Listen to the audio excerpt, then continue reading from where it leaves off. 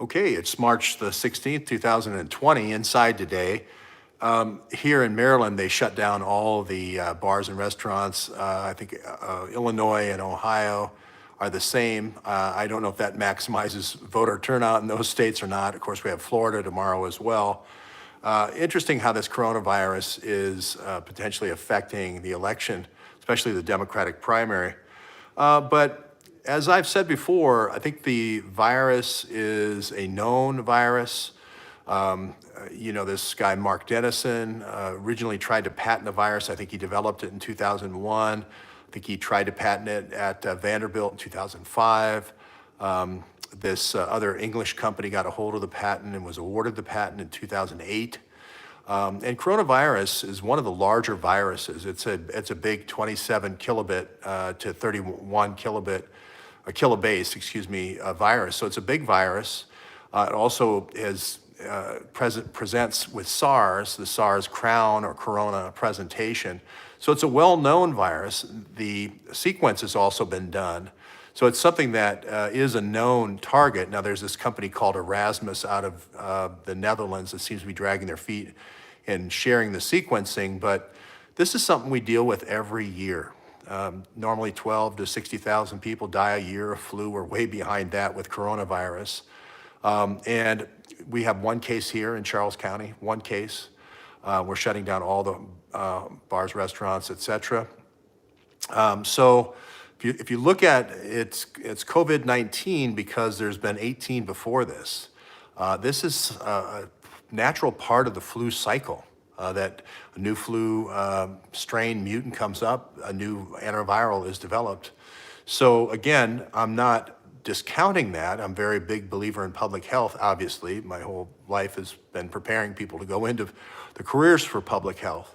But I don't understand why if Biden with the H1N1 swine flu in 2009, the worldwide death toll was about 12,000 and the US death toll about 2,000. So with Trump right now, I think you're around 63, 64, somewhere in there. So the scorecard, if people want to keep score and politicize this, is Trump 63, 64 versus Biden plus 2,000 if you want to talk about deaths. So again, I'm just saying, I agree with all the public health initiatives, the elbow bumping, all the stuff that goes along with this, but I think there you cross a line almost into getting into the sort of Nazi type things with the SS, with, hey, quarantining people, and, it kind of gets you into that Jade Helm, which is a kind of a national police action, in quarantining people, the FEMA camps, that whole InfoWars type dark scenario. Normally you think that's the stuff of InfoWars, but when you start seeing this stuff and the reaction to these kind of numbers, it does kind of harken. But what I wanted to talk today was, as we always do, we do analysis here on this channel. We connect the dots here on this channel. And people say, well, how are you always predicting the future? How are you always right 1 year, 2 years, 3 years in advance? It's because we study history. We study these actors that are in this impeachment play. We study the people that are doing these lures and dangles against their political opponents, both from the left and the right, Dick Cheney and Scooter Libby, and they put Papadopoulos and Page in the campaign, they put Manafort and Flynn into the campaign, et cetera. J.D. Gordon, they're kind of right-wing apparatchiks, and of course we have the same thing with Peter Strzok doing on the left once the Trump got the campaign nomination. So I just wanted to rewind a little bit and kind of tell the history. I was going through some of the older videos, and I had a discussion with Lee Stranahan in front of the White House, and I was saying, hey, there's a lot of things about this Butina spy girl that don't make a lot of sense, that really kind of scream state support. And he was very defensive of her, and she at that time was in Truesdale prison awaiting sentencing, so he maybe felt defensive for her. Now she's, of course, out of prison and back in Russia, and now a celebrity in Russia. So there's no, now we can kind of examine the case in the calm light of day, but this was really one of the first lures. You could argue that Strzok and Page and McCabe had different lures for emails with George Papadopoulos and Page, meeting with Sechin. Those are two kind of male lures. You could argue that Nellie Orr kind of arranged, along with Glenn Simpson, this meeting at Trump Tower in June, which was in 2016 with Akhmetian and Veselnitskaya. But I want to go all the way back to the first lure, because I think that really connects a lot more dots in this whole thing, both from the left and right. This is the key, I think, to the network analysis, is looking at things from the left and the right. People say, well, you know, Butina, I remember saying this to Lee, she's, you know, dating a guy who is named Paul Erickson, who's currently, I think he's getting sentenced today in South Dakota, if they still have the courtrooms open, for land fraud, bank fraud, money laundering.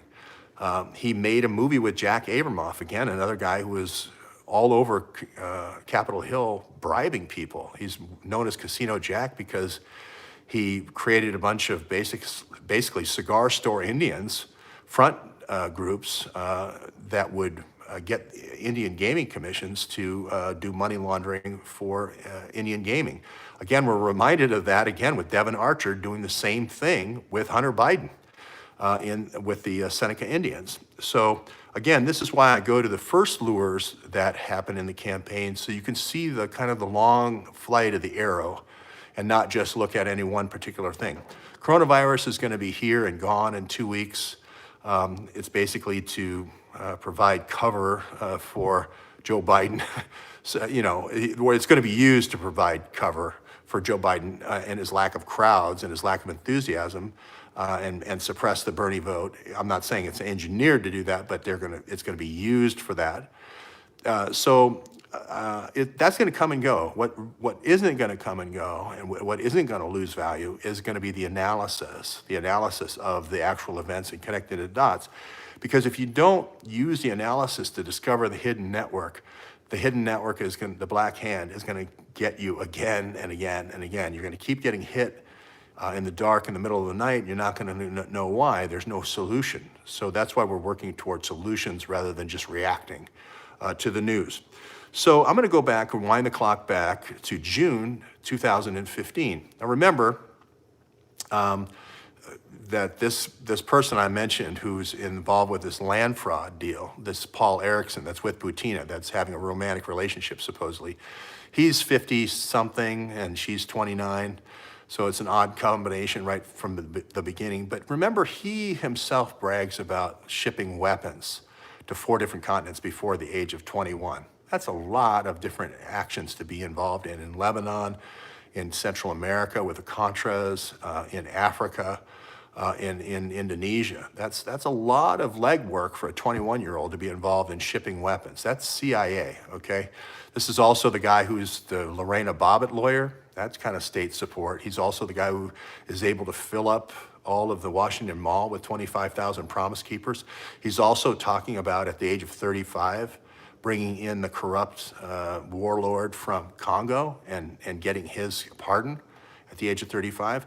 Very heavy connections. He also makes a movie with Jack Abramoff and Dolph Lundgren about getting weapons to Angola. This is the person that's with Butina. So the coverage I didn't like about Butina, especially James Bamford wrote a kind of an apology article about her, saying the spy who wasn't a spy. Well, just one connection there is deeply steeped in this weapons business, this covert weapons business, this covert weapons operation. That's why I follow this. It's not because of Butina has red hair, because that she's dealing with a person who's a business partner with Jack Abramoff and has had this long-running history with gun running in 4 different continents. So that's the first thing. But it doesn't stop there. Now, if you remember, they're there in Moscow in 2013 for the first lure, which is supposedly 2 prostitutes peeing on a bed when Trump's at the Miss Universe pageant. Okay, Butina and Paul Erickson just happened to be there exactly the same time in the fall of 2013. You may remember they recorded music there, Beauty and the Beast, for a Moscow radio station and so forth as a cover. But they're there to trap Trump. They're there to basically see if Trump will be liable or fallible to sexual lure. But she's brought back in the country. Remember, she's come back and forth in the United States since 2011. Again, that's something that is buried in the fact that, oh, she's just a student who happened to be going to American University during the election. Okay, she has a lot of relationships we're going to go through, not just the relationship with Paul Erickson. And when you count up the relationship with Rockefeller, and then she has this other relationship with David Byrne, the CEO of Overstock.com, and then she also has a relationship with the, I can't remember the black sheriff's name from Wisconsin, and she goes to Russia with him. But there's a lot of relationships from one girl for people that are fairly highly politically placed. She's also pictured and asked for a meeting with Donald Trump Jr. She tried to get a meeting with Trump directly 4 days after he announced his candidacy, or the day, excuse me, he announced his candidacy. She writes a big article 4 days before. So she's all over this political situation. So I just wanted to go through a couple of the articles that she wrote, and we can, basically evaluate and just evaluate the facts, evaluate the information as you see it, and see if it's just a girl or that's at American University studying from Russia, or if it's somebody that actually is connected to the state. So here is an article called, you see the Russian bear there, and you can see it's called The Bear and the Elephant. This is The Bear and the Elephant. Again, my whiteboard came today. It was damaged on both ends severely, so we're gonna need to buy a different whiteboard for our charrette, so I'm gonna do this by hand, unfortunately, again. But here it is. You can see the date on there of June, a couple of days before she approaches Donald Trump at the NRA event. Remember, somebody has to get her to all these NRA events. She doesn't drive. And she goes with Paul Erickson, and she asks Trump a question, and she also gets into the VIP booth. Now, if you're Ollie North, who was running NRA at that time, and yes, another continuity of government guy, another gun runner to Central America. Again, who was his best friend? Who was Ollie North's best friend? Paul Erickson. Paul Erickson, the best friend of Butina. Okay, so this article actually was written by none other than somebody named Butina, Maria Butina. And it's in a magazine called The National Interest. The National Interest was the Kissinger Institute, and this was created in 1993, right before Henry Kissinger created it as a way of doing deals with Russia, a way of doing brokering deals with Russia. Now, the friendship of Henry Kissinger going back to this back channel guy, that's Butina's boss, goes back to 1973.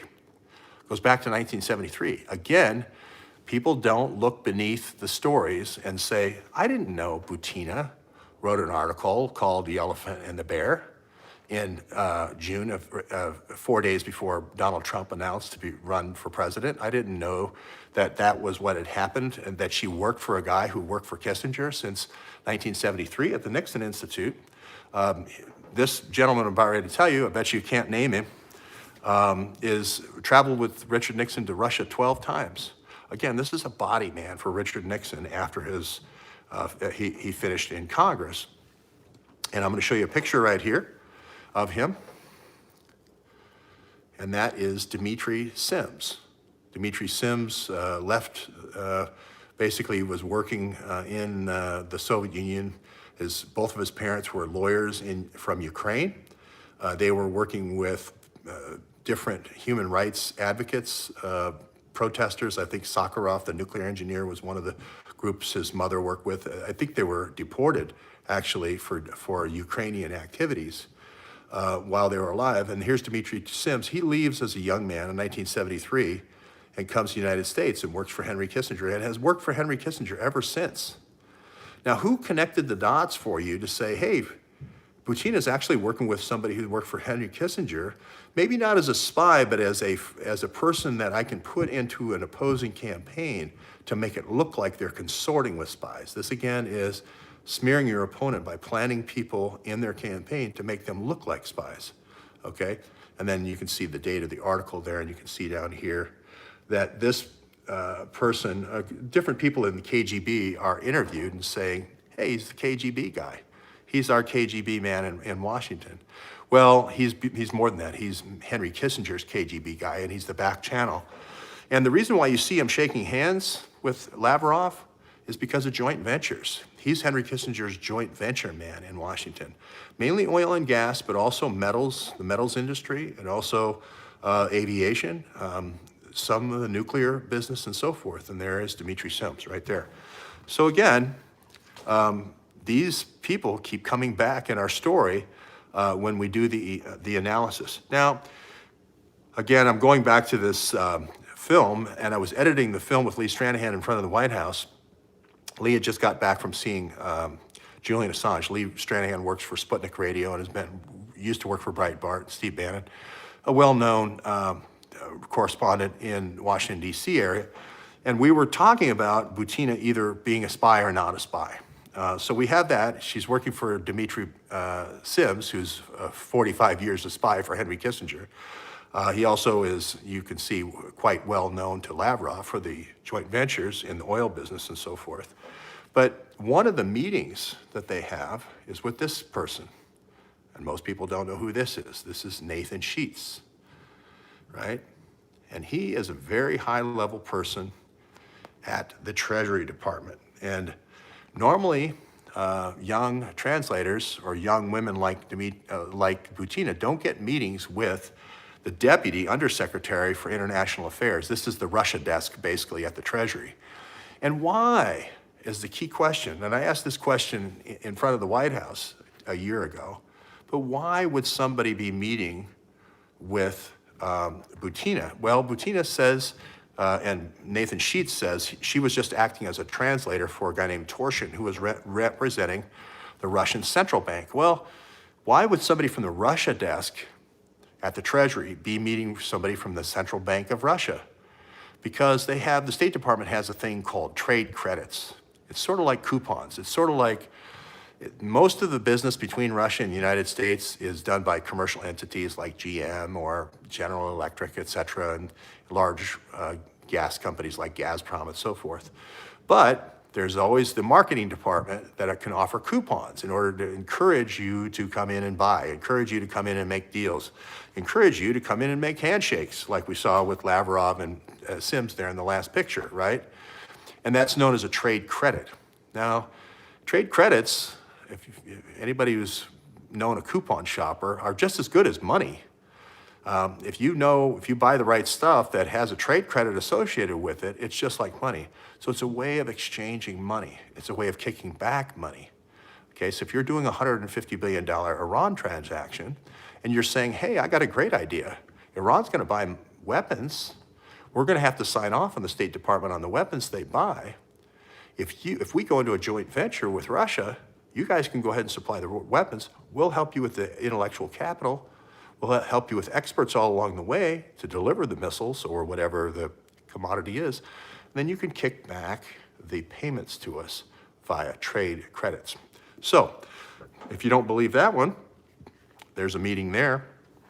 There's another meeting Butina has. Again, remember, this is supposed to be just a college student with a guy named Stanley Fischer. He is the vice chairman of the Fed. Again, Ben Bernanke and those kind of folks, the people, Paul Volcker in my day, get all the news because they testified in Capitol Hill about the money supply. What's M1 money supply doing? What's the overnight rate? What's the bond counter rate, et cetera, and how much bonds are we going to make available, et cetera, to increase or decrease the money supply. But this person here in the Fed, you can actually create money at the Fed to pay debts. This is a way of taking credits and then laundering it by paying money. So the Fed could actually take the trade credits that are paid as kickbacks and actually create money. So you'd actually have an account. Now you'd be pretty smart if you're an arms or weapons dealer or drugs, if you're talking about Operation Cassandra, to quickly put that into Bitcoin. Because if you quickly put it into Bitcoin, it's not traceable. It's not traceable.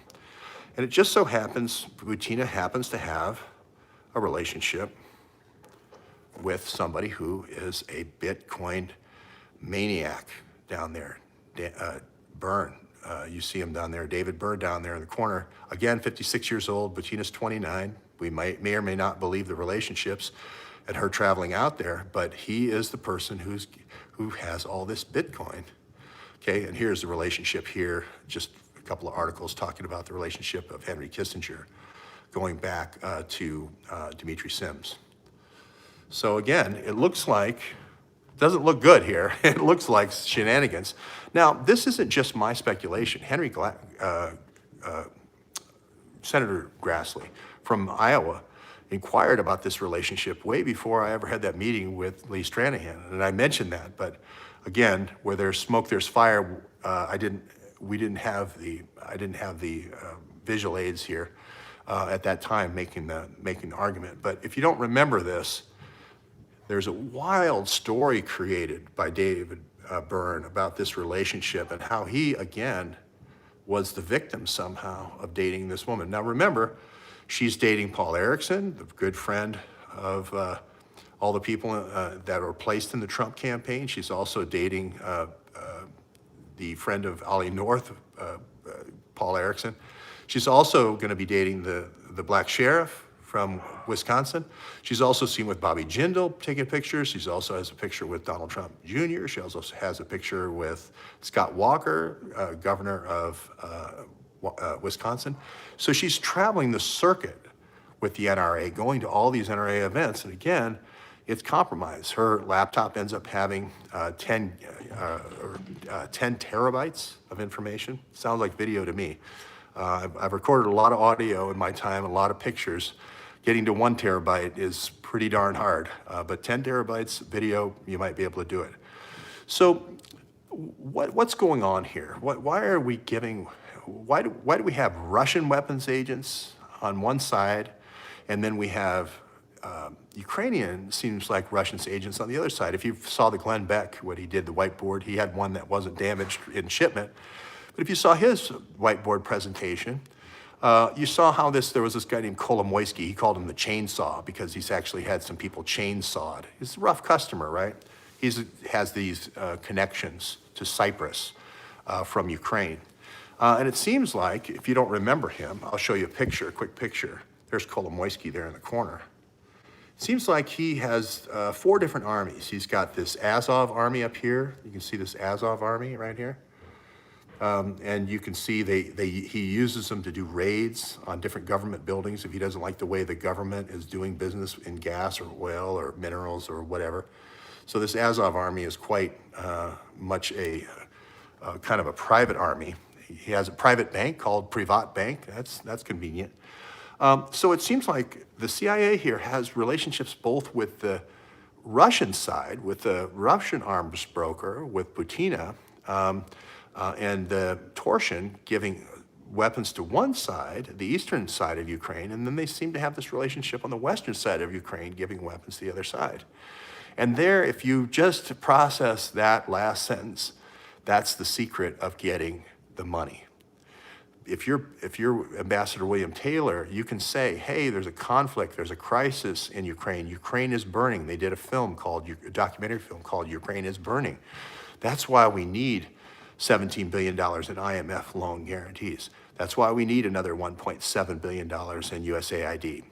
Now, this is the part that Glenn Beck doesn't get into, but we can because we've actually traced the money, traced the weapons, traced the banks, traced how things were actually laundered. You say, well, George, how would we recruit people? I understand on the NATO side or using the Western connections where Adam Schiff could just fly in to Kiev and meet with them, and Graham and other senators can fly in, just meet with the Western side that we're supposedly supporting. How do we get and recruit people to do this kind of mercenary work on the Eastern side? If you're saying that we're creating a fake war so that we can get a whole bunch of money, where's the connections? Where's your proof showing that? Well, if you've been following our series, you know that's the Wagner Group. You know that there's a guy who's been touted as Putin's chef. His name's Prigozhin. He supposedly has the ham sandwich. He was indicted because he owns a company called Concord Management, which is a catering company, and literally they make ham sandwiches. So you may remember me in the courtroom talking to the lawyer for Concord, and saying, this is indicting an imaginary ham sandwich. And in actual fact, he's not a ham sandwich maker at all. He runs a very ruthless Wagner group, which ships weapons using Kolomoisky's airlines. The same airliners have shipped weapons. Dnepr Air has shipped weapons to both sides, to keep these conflicts going. Why? Loan guarantees from Europe, weapons from NATO, assistance from NATO, training from people like the Wisconsin National Guard and these different National Guards that tend to leave their weapons there behind them, and everything that goes along with it, the MRAPs, the armor-piercing bullets, the cruise missiles, et cetera. So who would we have on the other side? Who would we have on the other side? Well, you're going to find out before this is all over that guy right there behind bars in Russia, whom Lavrov, you remember the guy shaking hands a couple of frames ago, said was 10 years a spy, was going through Moscow Square in Moscow, Red Square in Moscow, getting names of GRU operatives with top secret clearances, recruiting snipers for Spetsnaz, special operations and services to come to Ukraine. Again, all this without the knowledge of Vladimir Putin. Again, all this is a contrived war in order to, it's been done again and again since the Philippines and Lansdale, again in Vietnam and so forth. But here again, it works. And we know that he's been a spy for 10 years, and that's why he's behind bars. And this is insurance. This is what Lavrov is saying is, hey, we entered into a joint venture. There's the joint venture handshake that we did. We expect you to uphold your part of the bargain. And if you don't, we're going to keep this guy behind bars. Same thing with Bob Levison. There you can see a picture of Butina. Again, she goes up to Gettysburg College, where they do a lot of wargaming with missiles and doing various kind of mock missile negotiations, start talk type negotiations. Again, doesn't have the feel of, she's up there with Susan Rice and the head of ODNI, the director of national intelligence for knowledge management, for doing dossiers. She writes a paper on knowledge management and doing dossiers. A lot of state support there. Susan Rice there, she's in the same office as Susan Rice, Quad. And I'll just remind you of a few of the slides that if you haven't seen yesterday's show about Lakova, and who would have worked with people like Butina in preparing them in Cambridge before sending them in, before placing them into a campaign with Halper and the different people that Halper had in Europe to finish as a finishing school, so to speak, for these folks. And we'll keep going back to these over time. But again, I just show the pictures as just a quick reminder that these people are not being produced by the campaign, Mifsud, right, and the Sergei Millian. These two sources seem to have disappeared from the face of the earth. And they're the key sources for the first takedown of Trump.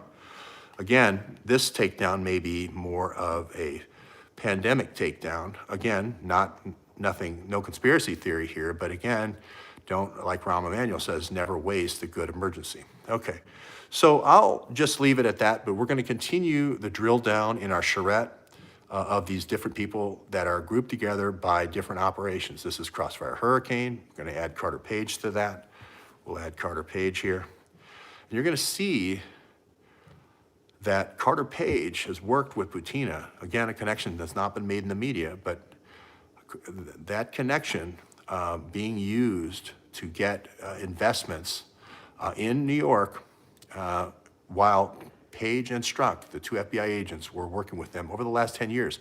And before Butina came in 2011, the person that she replaced is going to be Anna Chapman, the other redhead that a lot of Americans know because she was pretty popular.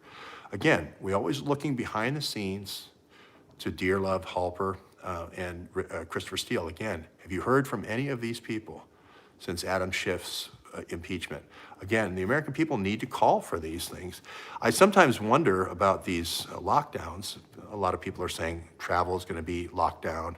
People are going to be restricted to their houses pretty soon. We're going to have black quarantines, silent quarantines, this type of thing that's coming.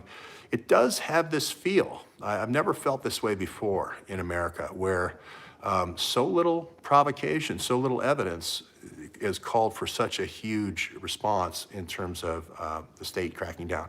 And again, we're going to look at things like Flynn Intel Group. I remind you that both Jim Woolsey, ex-CIA director, and then you cut off there, but that's Louis Freeh, ex-FBI director, kind of create a joint force between the FBI and DIA. And then, of course, we're never going to forget any of these characters, as we'll bring those to you when we do our live charrette. So that's going to be it for today. Again, these networks, by looking at the first takedowns, are the same groups over and over and over and over again that seem to be doing every successive takedown going forward. And another one is coming. You've seen all the articles I produced yesterday about the second impeachment. As proof that they're readying this, they're quietly readying the second impeachment while you're looking at the coronavirus, but it is coming, I assure you. Until then, we'll bring you another episode tomorrow, and thank you all for watching.